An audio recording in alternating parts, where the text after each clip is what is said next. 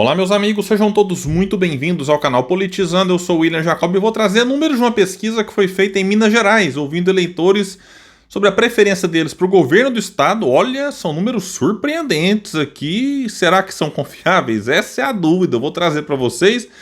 Certamente vai ter bolsonarista aí que não vai gostar de jeito nenhum dessa pesquisa aqui. Vamos trazer detalhes. E também trazer informações, atualizações sobre a situação do Carluxo. Não é que ele está doente, não. É porque ele agora é o pré-candidato ao Senado por Santa Catarina. Porém, o bicho está pegando dentro do PL. Vou trazer detalhes sobre essa encrenca lá, mas antes quero pedir a sua ajuda. Chegou no canal, viu que não está inscrito? Se puder, se inscreva, ativa aí o sininho das notificações. Gostou do vídeo? Joinha para cima, não gostou? Joinha para baixo, comenta, compartilha e espalha. Vamos trazer mais pessoas para cá, porque aqui nós lutamos por um Brasil melhor. Pessoal, a pesquisa aqui foi realizada pela Opus Consultoria em Belo Horizonte entre os dias 1 e 3 de julho. Tem uma margem de erro gigante, em 4,5 pontos, para mais ou para menos. E por que essa margem de erro é tão grande? Porque ela só ouviu 500 pessoas e em Belo Horizonte. Então, um detalhe aqui importante, ele é uma pesquisa para Minas Gerais, mas realizada em Belo Horizonte. Isso talvez explique aqui números nada agradáveis para o bolsonarismo e agradáveis para o ex-prefeito Calil. Vamos trazer aqui que na votação espontânea, que é quando o entrevistado fala o nome de quem ele quiser, Nicolas Ferreira lidera com 3%, Pacheco 2%, Calil 1%, outros 1%, e 93% não sabe ou não respondeu. Aí colocaram a listinha com os nomes, e quem lidera é Alexandre Calil, ex-prefeito de Belo Horizonte, que foi muito bem avaliado, diga-se de passagem. Aí ele saiu lá, não terminou o segundo mandato e foi disputar o governo do estado, perdeu, disputando ali contra o Zema que foi reeleito no primeiro turno. E o Calil agora lidera com 28%, Nicolas Ferreira vem em segundo com 23%, em terceiro, Cleitinho com 9%, normalmente o Cleitinho e o Nicolas aparecem empatados e tal, mas esse cenário aqui agora está o Cleitinho em terceiro com 9%. Pacheco, também com 9%. Matheus Simões, que é o vice do Zema, 2%. Tadeuzinho, 1%. Branco e nulo, 5%. Indecisos, 24%. No outro cenário, aí eles tiraram o Nicolas Ferreira. E quem lidera é o Calil, com 29%. O Cleitinho vem em segundo, com 17%. Até porque se o Cleitinho for candidato, o Nicolas não vai e vice-versa, né? Rodrigo Pacheco vem em terceiro com 9%, Matheus Simões 2%, Tadeuzinho 1%, Branco nulo 7%, Indecisos 35%. Então tá aqui. Segundo essa pesquisa, o favorito é o Alexandre Calil. Vamos ver se outras confirmam, mas na verdade, vou destacar de novo, talvez você está aqui estranhando, é que essa pesquisa foi feita em Belo Horizonte, capital, né, que foi administrada ali pelo Calil durante 6 anos e pouco, 5 anos e meio, né? Porque ele abriu mão ali para disputar a eleição em 2022. 5 anos e 4 meses, então, né? Então lá ele tem uma popularidade melhor e por isso aqui é que ele lidera, mas se for pesquisa estadual, aí tende a repetir o cenário que outras trouxeram, que é o Calil ali em segundo e bem distante, eu digo até infelizmente, bem distante do Cleitinho e do Nicolas. Agora, intenção de voto aqui para presidente. Essa espontânea aqui tá bem esquisita, hein? Como eu disse, o eleitor responde quem ele quiser. E o Lula lidera com 14. Até aqui tudo bem. Falou, pô, Lula liderado, tá tranquilo. Agora, em segundo, vem o Tarcísio com 2%. E por que eu acho estranho? Porque o Bolsonaro, mesmo inelegível, na pesquisa aí espontânea, o eleitor pode escolher o nome dele. Pode falar, Bolsonaro. Se a pessoa quiser falar até quem já morreu, ela pode. O Instituto tem que colocar lá. Se você falar assim, eu votaria no Itamar Franco, eu também votaria, já deixa aqui de antemão, se eu estivesse vivo aí, eu votaria nele, mas assim, né, nas atuais situações também é claro. Mas não votou, então não apareceu aqui porque ninguém escolheu o Itamar Franco. Aí o Bolsonaro também não aparece, só que porque ninguém escolheu o Bolsonaro? Então estranho isso aqui, hein? Ou será que o cara fala Bolsonaro, aí o entrevistado fala, ele não pode, tá inelegível. Então, mas na pesquisa espontânea não pode ser assim. Outros somados 1%. E 83 de indeciso. Na estimulada, quando tem a lista com os nomes, aí eles colocaram aqui então alguns nomes, né, inclusive o Zema, mas quem lidera em BH é o Lula, com 22%. O Zema vem em segundo, com 19%, porém empatados tecnicamente, dentro da margem de erro. Tarcísio vem com 11%, o Ratinho Júnior com 4%, Eduardo Leite também 4%, o Caiado 1%, branco e nulo 8%, indecisos 31%, hein? Galera tá indecisa lá em BH. Aqui no cenário 2, Lula com 23%, Zema 19%. Aí eles colocaram o Eduardo no lugar do Tarcísio.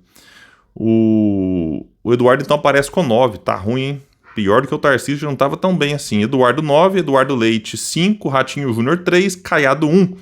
Branco e nulo 18%, indecisos 32%. Essa pesquisa não foi disponibilizada na íntegra, nem pela Opsa. A gente procurou aqui para ver qual que é o cenário para o Senado, lá em Belo Horizonte, de senadores eleitos por Minas Gerais, mas como não disponibilizaram, fica aqui então, né, o registro e esses números para o governo de Minas Gerais e para a presidência da República com eleitores de Belo Horizonte. A novela do Carlos Bolsonaro em Santa Catarina continua. É um negócio que vai longe, viu? Depois de gerar um desgaste com a Júlia Zanata, o problema parece ter se espalhado ali para o partido inteiro. Vai dizer que é uma matéria que a possível candidatura do vereador, que foi vereador na Federal, brincava, né? Que ele ficava mais em Brasília do que no Rio de Janeiro, mas vamos lá. Carlos Bolsonaro ao Senado por Santa Catarina nas eleições de 2026 tem recebido reações negativas por parte de políticos e dirigentes partidários. Segundo membros do núcleo duro do PL de Santa Catarina, a escolha tem sido avaliada como uma medida impositiva do ex-presidente Bolsonaro. Mas que agora vocês estão descobrindo que o Bolsonaro impõe suas vontades para beneficiar os filhotes? Pois é, isso aqui não é novidade não, isso aqui já devia estar acostumado, né? A CNN, integrantes da legenda, apontaram mal-estar generalizado dentro do PL, embora publicamente evitem contraditar o ex-presidente. Todos reconhecem a força da família Bolsonaro no território catarinense, mas estranharam a aproximação repentina do filho 02. Entre os argumentos que circulam entre os políticos catarinenses, há uma pesquisa recente feita pelo Instituto Neocamp e encomendada pela ND+, que mostrou que 52,2% dos eleitores não votariam em Carlos Bolsonaro. Além disso, 71% afirmaram que uma candidatura de alguém de fora do estado é um desrespeito à política local. Bom, e esse pessoal tá certo aqui. Em alguns casos, você até entende. Uma candidatura, sei lá, eu nem consigo lembrar de alguma aqui. Mas o Carlos aliás, vou até citar aqui. Talvez alguém que é de um estado, mas decide e faz a vida em outro, normal, se candidatar por aquele estado que, construiu a vida, carreira e tal. Ou que trabalhou muitos anos, então tem algum tipo de vínculo, mas voltou para o estado de origem, dependendo se quer se candidatar por aquele. Então faz parte, quando existe algum tipo de vínculo. O Carlos não tem vínculo algum com Santa Catarina, nada. Igual esses dias especularam que o Aldo Rebelo, por exemplo, pudesse se candidatar ao Senado pelo estado do Pará.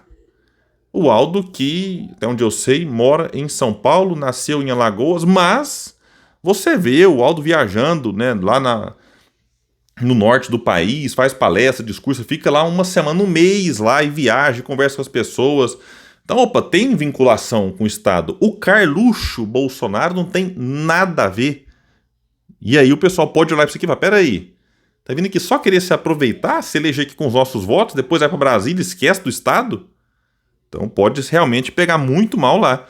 Lembrando aqui do Tarcísio, que não pegou mal nada, né? Que o Tarcísio do Rio de Janeiro trabalhava em Brasília, foi candidato ao governo de São Paulo e ganhou na eleição passada. Esse levantamento vai dizer que ouviu 1.008 pessoas de 77 cidades catarinenses, a margem de erro de 3,1 pontos para mais ou para menos. Bom, então, essa pesquisa indica que existem chances reais do Carluxo se candidatar e perder. Isso aqui talvez já é motivo para eu torcer para ele ser candidato mesmo ao Senado. Vai lá, Carluxo, né? Enfrente esse desafio na sua vida aí. E já pensou que beleza, né? O Carluxo se candidata, perde, fica sem mandato de vereador, que tá lá, tem 250 anos como vereador no Rio de Janeiro. Então seria também um alívio, né, para a população lá do Rio. E lá, se eu tivesse que apostar em alguns nomes, eu acho que quem vence lá é a Carol Detone, que vai ter o apoio do Bolsonaro e do governador Jorginho Melo, e o Esperidião Amin, que é senador há muitos e muitos anos, é uma figura muito respeitada no estado. Esse sim, você pode discordar dele de um monte de coisa, eu certamente discordo de várias, mas ele tem raízes no estado.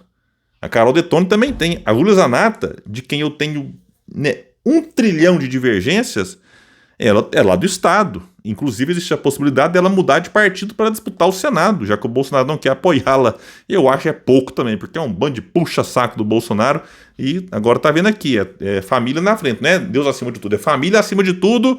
E claro, a gente sempre tende a proteger a família, mas o Bolsonaro mistura muito família, religião, política e vira essa baderna que a gente tá vendo aqui agora com aliados ficando aí revoltados. Bom, pessoal, é isso. Eu fico por aqui. Quem puder, espalhe e compartilhe o vídeo. Vamos trazer mais pessoas pra cá, porque aqui nós lutamos por um Brasil melhor. Até mais, gente. Valeu!